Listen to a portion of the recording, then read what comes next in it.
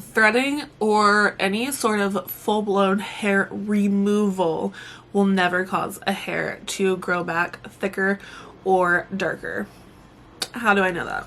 So let's look at our handy dandy hair guy. What side do I want to use? Let's just use this side. So this is all of the inner working of your follicles and whatnot. This is the surface level. This is your little skin, and these are the little hairs poking through. So when we remove, let's see, okay, so here's a good hair bulb. So when we remove this hair with, like, say threading, which grabs the hair and pulls it, or tweezing, which pinches right here and pulls it, or wax, which lays across it and pulls it, we're removing all of this. So we remove it from the root. So even though we're only applying to what's visible on the surface level of the skin, this whole root is leaving as well. So when we do that, the next thing that's going to happen is, let me see, this isn't really good description, but this guy, not what I'm talking about. So when we remove this whole bulb, what happens is a new hair starts to form, obviously replacing it, hence having to come every 4 or 6 weeks to get your hair removal. And what happens is it starts from a little baby. So it starts slowly growing through here, and then it pokes its little tip out. Now you can see on here that these are, let me get out of the way. These are all tapered at the tip. They're not as thick as down below. So that taper is what's going to come and push through the skin as it regrows. Now, if we shave or dermaplane or use the little teeny razors where you're just gliding across your skin, so what's going to happen is you're going to glide across. Let me get my face out of here. Glide across the skin and hack this hair right here. Knock it off and it's gone, right? Our skin feels silky soft and smooth. There's nothing there anymore. Ignoring these top hairs. So what you've done is you've essentially cut it to here. So there's still an entire bulb of hair below the surface. We've just gotten rid of what's sticking out. So we removed chopped. So when that hair continues to grow, because it's not going to stop just because we remove the tip of it, just the same way we can prune trees, you take their limbs off, the root of the tree is still going to continue to grow. So even though we remove that tip, this whole bulb is going to keep growing. And, you know, hairs go through their cycle of removal, or of growth, their stages of growth. So we have a new hair, and then it gets to its intermediate stage, it gets to its mature stage right before it falls out. So this hair still has to go through whatever stage it was at when you shaved or did your dermaplaning or whatever.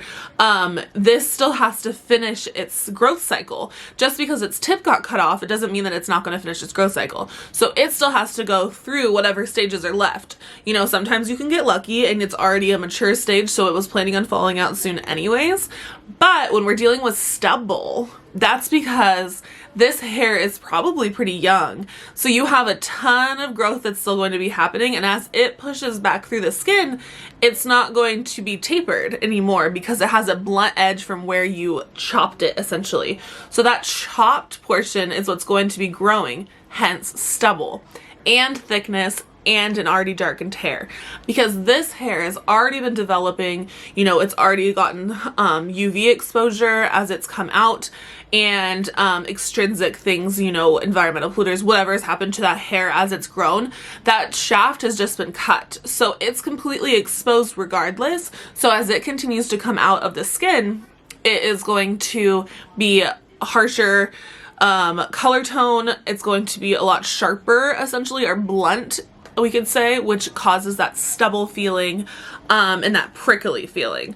So if we're removing the entire root, we regrow into a soft, silky, smooth taper. If we chop it at the base layer of the skin, we're going to get a choppy, stubbly growth pattern. And it's not going to shorten the life of, neither should shorten the life of the hairs. You know, if we're doing proper hair removal or healthy hair removal, that is going to, keep those hair follicles healthy and allow them to continuously grow new hairs.